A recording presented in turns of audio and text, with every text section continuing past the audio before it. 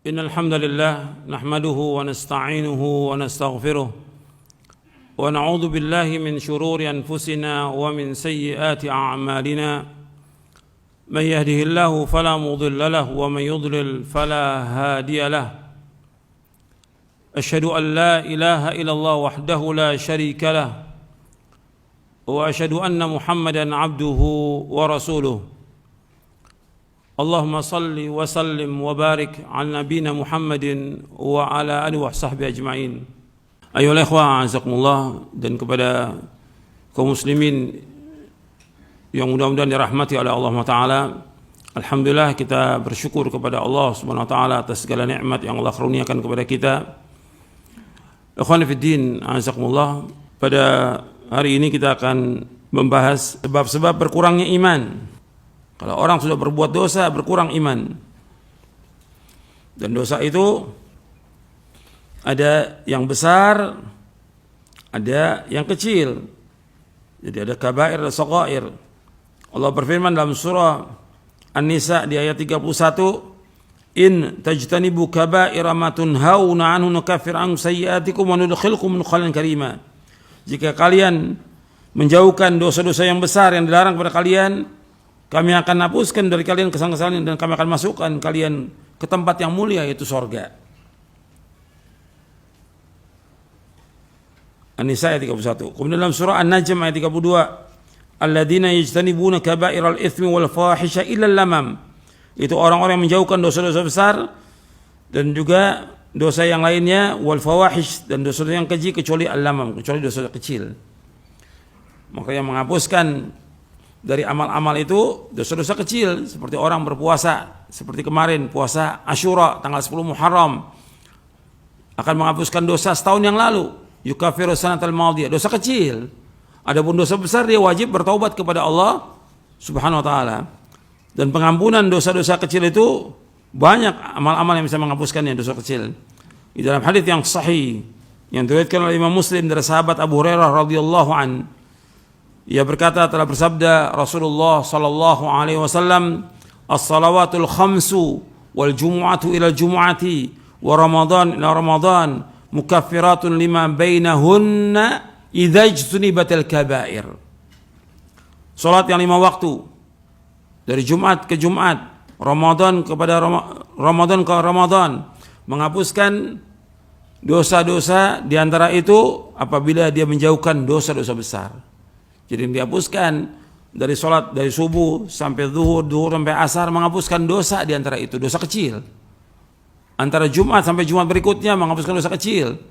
Antara Ramadan sampai Ramadan berikutnya menghapuskan dosa kecil. Jadi syaratnya di sini apabila dia menjauhkan dosa-dosa besar. Hadis sahih riwayat Muslim. Nabi juga menyebutkan sallallahu alaihi wasallam tentang dosa-dosa besar. Dari hadis Abu Bakrah radhiyallahu an, Nabi bersabda SAW, kata Rasulullah SAW, "Ala unabbiukum bi akbaril kaba'ir, ala unabbiukum bi akbaril kaba'ir, ala unabbiukum bi akbaril kaba'ir." Qulna bala ya Rasulullah. Qala al-isyraku billah wa 'uququl walidain wa qaul az-zur wa syahadat az-zur. Kata Nabi, maukah aku kabarkan kepada kalian tentang dosa-dosa besar yang paling besar? 3 kali Nabi sebutkan. Kemudian kata para sahabat, mau ya Rasulullah. Yaitu yang pertama, dosa besar yang paling besar syirik, menyekutukan Allah. Ini yang paling besar.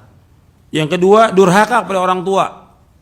Yang ketiga, menjadi saksi palsu dan berkata yang dusta. Ini hadis sahih riwayat Bukhari dan Muslim. Dan perhatikan, dosa yang paling besar syirik, harus dijauhkan. Maka dakwah kita menjelaskan kepada umat ini tentang tauhid dan melarang umat dari berbuat syirik.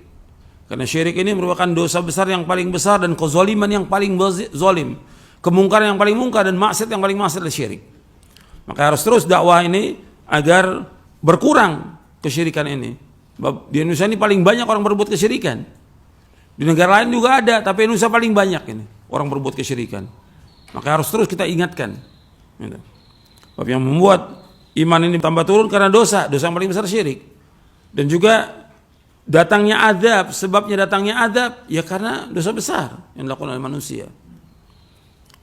Jadi kita berdoa pada Allah dalam demikian. Kemudian uququl walidain, durhaka pada orang tua. Ini perhatikan antum. Antum masih punya orang tua, berbuat baik pada orang tua. Itu jalan antum menuju surga. Berbuat baik pada orang tua. Sebab ini dosa besar yang paling besar. Jangan berkata pada orang tua. Jangan menengking, jangan menghardik, jangan melawan, jangan membangkang. Taati orang tua, karena itulah jalan menuju surga. Bapak anak yang durhaka tidak akan masuk surga.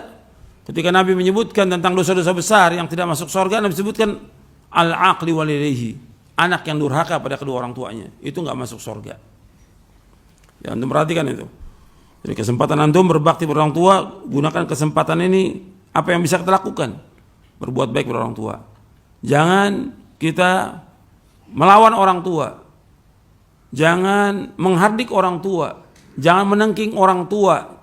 Jangan mengatakan pada orang tua. Sami'na wa ata'na pada orang tua itu. Itu perhatikan. Jangan sampai menyesal. Banyak orang-orang yang menyesal karena dia durhaka pada orang tuanya. Orang tua merupakan jalan menuju surga. Dan banyak hadisnya Nabi SAW menyebutkan demikian. Dan apa yang kita lakukan buat orang tua kita itu nggak bisa sebanding dengan kebaikannya orang tua. Orang yang paling baik kepada kita di muka bumi ya orang tua kita. Yang paling sayang ya orang tua. Jangan menyakiti hati kedua orang tua, jangan. Itu perhatikan tuh. Jangan kurang ajar kepada orang tua. Berbuat baik pada orang tua. Itu jalan menuju surga. Makanya ketika di zaman sahabat ada orang yang dia menggendong orang tuanya, dia menunaikan ibadah haji. Ditanya, ya wahai Ibnu Abbas, apakah saya sudah membalas kebaikan orang tua saya? Belum. Bila tawaf digendong, sa'i digendong, ke Arafah, ke Mina, ke Muzdalifah, belum membalas kebaikannya. Dan di zaman Umar juga ada yang bertanya lagi seperti itu juga, belum. Artinya orang tua jasanya luar biasa. Antum perhatikan itu. Jangan sampai durhaka. Ini dosa besar. Sehebat apapun antum punya ilmu, antum jadi dai, jadi ustaz, ya kalau durhaka enggak ada barokahnya ilmu itu, tidak barokah. Sekaya apapun dia punya kekayaan, tidak ada barokahnya sama sekali kalau kurang ajar kepada orang tuanya. Kemudian yang ketiga menjadi saksi palsu. Kemudian juga dalam Sahih Bukhari dan Muslim disebutkan ketika Nabi ditanya SAW, ayu dzambi akbar indallah, dosa apa yang paling besar di sisi Allah? Maka Nabi menjawab SAW, anta du'a lillahi niddan wa huwa khalaqaka, yaitu engkau berdoa kepada selain Allah sebagai sekutu pada Allah yang menciptakan kamu. Artinya engkau berdoa kepada selain Allah, menjadikan sekutu bagi Allah pada Allah yang menciptakan kamu.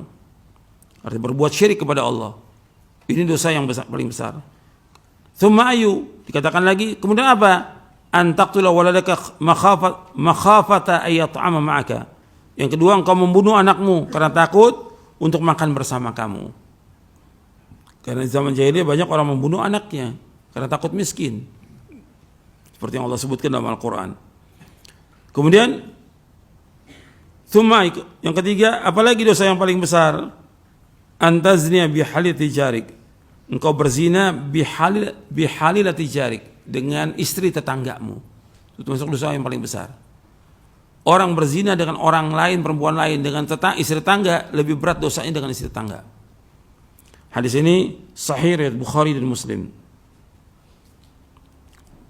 Dan masih banyak lagi tentang dosa besar. Kalau antum mau baca tentang dosa besar dan pengaruhnya, sebab dosa besar itu punya pengaruh. Pengaruh kepada hati kita, kepada akal kita, kepada penglihatan, pendengaran, tubuh, pengaruh kepada keluarga, kepada istri, anak, kepada masyarakat. Itu punya pengaruh. Antum baca kitab Ad-Da' wa Dawa. Ad-Da' wa Dawa. Dan sudah ada terjemahannya dalam bahasa Indonesia yang ditulis oleh Al-Imam Ibnu Qayyim Al-Jauziyah. Pengaruh luar biasa. Dan banyak orang-orang yang tidak berkah umurnya, tidak berkah hartanya, ya karena dosa. Banyak, puluhan akibat perbuatan dosa dan maksiat ini punya pengaruh dalam kehidupan manusia luar biasa. Bahkan kadang-kadang nggak berpikir yang waras. Makanya kalau antum lihat kondisi yang ada karena banyaknya dosa. Kan antum bisa lihat tuh banyak pejabat-pejabat yang kalau menurut akal yang waras, nggak waras dia dalam berbuatnya. Tapi itulah dosa yang dilakukan sehingga membuat perbuatan-perbuatan yang nggak masuk akal.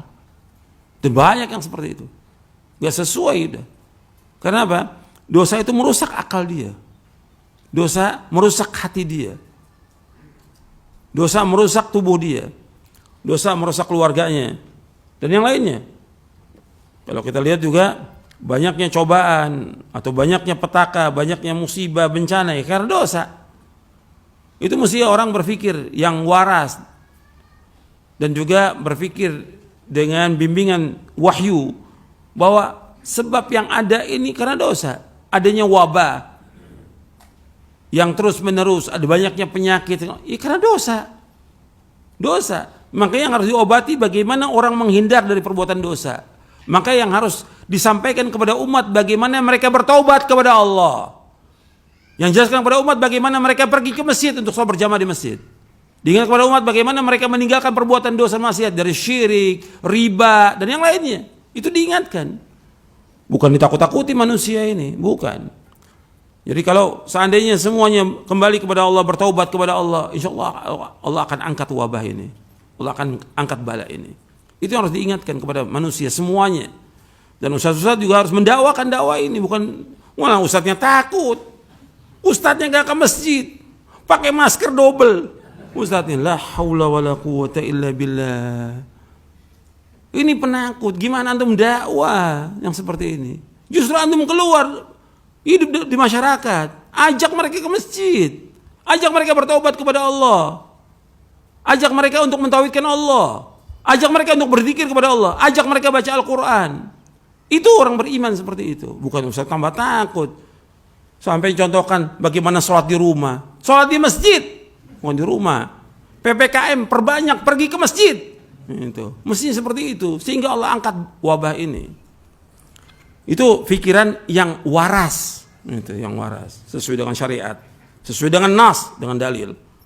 Bukan tambah takut. Kalau usah tambah takut, bagaimana? Lama-lama kelamaan bisa sakit jiwa nanti itu. Waliyatubillah nasallallahu alaihi.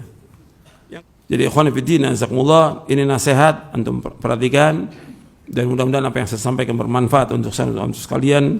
Wassalamualaikum warahmatullahi wabarakatuh. Wa akhiru da'wana alhamdulillahirabbil alamin.